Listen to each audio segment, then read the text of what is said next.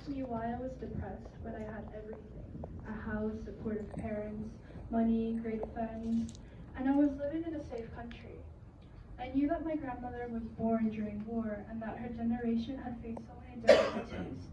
So I knew she would not understand my answer. So I asked myself the same question every day. Why did I have depression when I had a normal, stable life? Why was I causing trouble to my parents?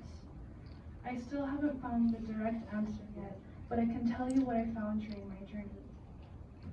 Good morning, I'm Jungbin Bree Park. Please call me Bree, a 17-year-old South Korean student from Mental Health Korea. I'm here to share my journey with depression and introduce our organization. Like I indirectly shared with you in my introduction story, I've experienced depression, anxiety, bipolar disorder, and I'm a survivor of suicide.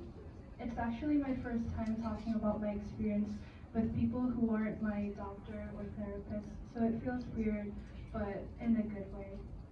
My anxiety started building up starting from grade 5 because of my need to be perfect. I also started thinking about death and how it would be like to die. When I started middle school, I was busy getting used to my new school, and I focused on my grades that left my mental health behind.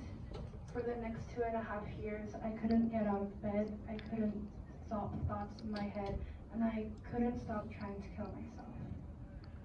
By my experience, I became aware of Korea's situation of high suicide rates, and I wanted to help other teenagers. High school required me to participate in extracurricular activities, so I was thinking of doing something related to mental health. I found an organization called Mental Health Korea while my endless scrolling down Instagram. This organization said their members were experts in pain, and they all experienced problems with mental health. As a student who has been taught to be quiet about my illness, I was shocked at the fact that people were open about their experience and were willing to help others by using their experience. I thought my experience only hurt others and made people think that there's something wrong with me. Signing up for Mental Health Korea showed me that there is nothing wrong with what I've suffered, and I'm not the only one who's going through this. As a member of Mental Health Korea, I'm not a suicider. I'm not a student who was in a mental hospital. I'm an expert in pain and a peer specialist. I have a new identity that can look back at my past and understand what I've gone through. I have the opportunity to not feel bad about trying to kill myself, but feel good that I can stand right here and share my experience to help others who are going through so much. The members in our organization have taught me that we're here for each other no matter what, and we don't have to worry about getting judged. I realized that when I joined our chat room where everyone would talk about their day and give advice to those who were having a hard time. Even the smallest stuff made me want to talk about what I'm going through. In a community like this where it's so encouraging, everyone can rely on each other and give help to those in need.